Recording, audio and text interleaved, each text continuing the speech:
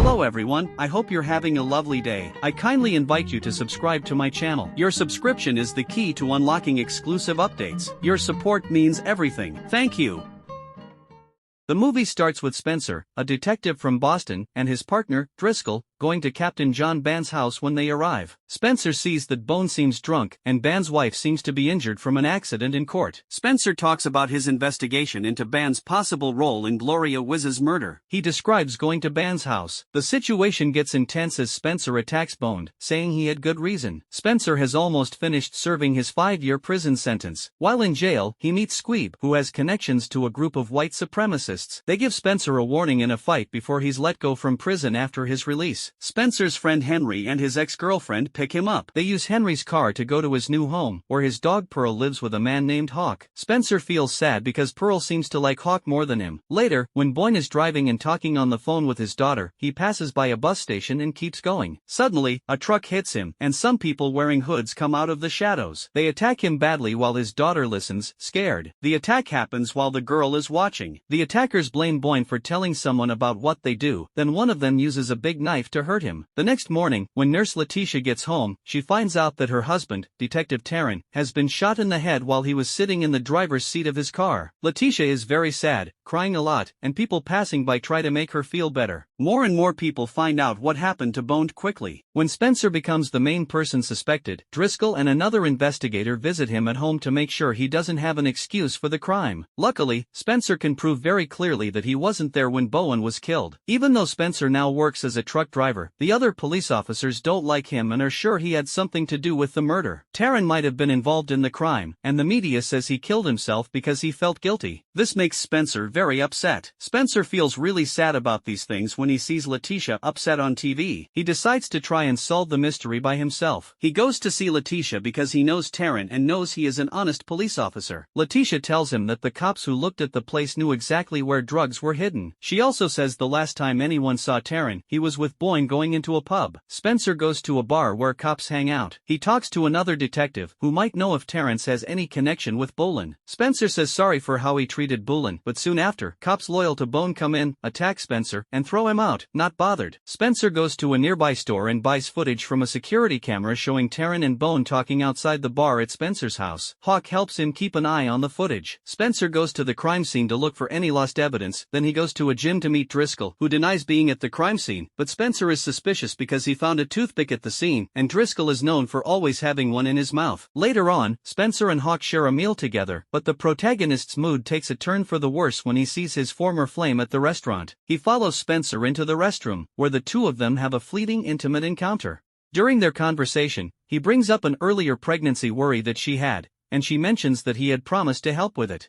On the other hand, they are of the same opinion that it is for the best that it did not take place as they are leaving the restaurant. Spencer and Hawk spot the identical Corvette that had been captured on the surveillance camera in his pursuit of the vehicle on foot. Spencer is mauled by a guard dog as he cuts across the yard of a house. Despite this, Hawk is successful in locating the license plate number, and Spencer is able to obtain information from the DMV, exerting pressure on the clerk. They make the discovery that the vehicle's registration is in the name of a member of the Irish gang tracksuit. The name is Charlie Bentwood, while keeping an eye on what's going on in the outside world. Spencer and Henry watch Bentwood have a massage. Spencer reflects on his personal experience with Boand and Gloria Wasuki. When he was younger, in the past, Spencer would clear the snow from Gloria's mother's porch in addition. Gloria fought gentrification in the Bentwood neighborhood as an activist herself in the end. Bentwood was dispatched to intimidate her, but she showed no sign of giving in. After some time had passed, she discovered that her cat had been tied to the door, and after a few days had passed, Spencer discovered her lifeless body inside the trunk. It was up to him to tell Gloria's mother about the terrible accident that had occurred. After viewing the surveillance camera of the thugs murdering Gloria, Spencer discovered that Boand had been sitting on the case and became furious when Boand evaded confrontation. This led to Spencer attacking Boand at his home. Meanwhile, Hawk defaces the Corvette in an attempt to enrage Bentwood. They continued to monitor Bentwood for several days until 2 FBI agents warned Spencer to stop his investigation. Spencer pays a visit to Squeeb while he is recovering in the hospital in the hopes of gaining additional information that would assist and convince Squeeb to comply, showing him footage of Hawk on a date with Squeeb's girlfriend, which Henry is shooting. Squeeb first refuses to comply, but Spencer is able to win him over Wonderland. The vital word is divulged by Squeeb. At long last, Spencer and Hawk make the discovery, with the assistance of a journalist named Wayne Cosgrove, that one land is actually a gambling scam that is being run by corrupt police officers and a group of criminals. When Spencer visits the area to investigate, he is confronted by two members of the gang, and he is eventually forced to retreat from the situation. The funeral for Boand is conducted with the highest level of military honors, as is customary for a law enforcement officer. The funeral for Terry, on the other hand, is held in a much more low-key manner, and only very close friends and family members are there elsewhere. Driscoll and his associate Macklin are discussing a sensitive topic, as there is a possibility of an undesirable situation arising that could lead to exposure. Spencer visits a restaurant where he is recognized by the Trinitaria's gang, who launch a brutal attack on him with machetes. He is able to defend himself and repel the assailants until Hawk arrives in a car to assist him, knowing that the Trinitarians are now aware of his identity and may target him. Spencer chooses to conceal Pearl and Hawk for their protection. Later, he pays a visit to Letitia's house after it has been vandalized, and she gives him an audio tape that Taryn had maintained between himself and Boand. The tape proves Boand was a corrupt cop and that Bentwood, McClin and Driscoll were all implicated in his illicit operations. It also reveals that Driscoll was the one who made the fatal blow. Spencer, fueled by an unwavering commitment to justice, delivers the audio evidence to the FBI, hoping it would be enough to bring down the slippery. Unfortunately, the feds find the evidence lacking, leaving Spencer no choice but to take matters into his own hands. With determination etched across his face, he tracks down the elusive Bentwood, a man with crucial information about a narcotics shipment destined for the enigmatic Wonderland. The interrogation is nothing short of brutal, but Bentwood eventually cracks, revealing the shipment's impending arrival. Time is of the essence, and Spencer and his steadfast partner Hawk waste no time in locating the truck. A high-speed chase ensues, leading to a heart-pounding showdown on the road. Two bad guys meet there, and a secret stash is found. Just then, Driscoll's scary voice breaks through the chaos, showing he's part of it all and chillingly taking Henry Spencer's close pal. The clock starts ticking, making Spencer rush to meet up in Wonderland within an hour with a strong purpose. Spencer and Hawk set out on a determined mission to free Henry, powered by a fire that won't die out, with things more serious than ever. They use a vehicle like a battering ram crashing into the criminals' cars. The fight that follows is a whirlwind of punches, bullets, and sheer determination, ending in a big showdown between Spencer and Driscoll. It's a battle of smarts and determination, and though Driscoll almost wins, Spencer's strong will wins out in a moment of making up for past mistakes. Spencer avoids using the same mean tactics Driscoll used against Boand, choosing not to stoop to his enemy's level. Driscoll is caught, but Spencer keeps his integrity. With the law closing in on Driscoll and his corrupt pals, they leave the crooked cops to their fate, leaving behind solid evidence. Finally, Taryn gets the justice he deserved with a hero's funeral and a scholarship for his son after Spencer, Hawk, Henry and Taryn won a tough battle. They celebrated with a nice dinner, feeling proud of their win, but then Spencer saw on the news that a fire chief got arrested, even though he said he didn't do anything wrong. This made Spencer realize that there's still a lot of work to do to make things right. Henry felt that this meant there might be another tough case coming up. This made them think that Spencer's fight for fairness wasn't over yet. Thanks for watching. Remember to subscribe and like for more movies. See you in the next video.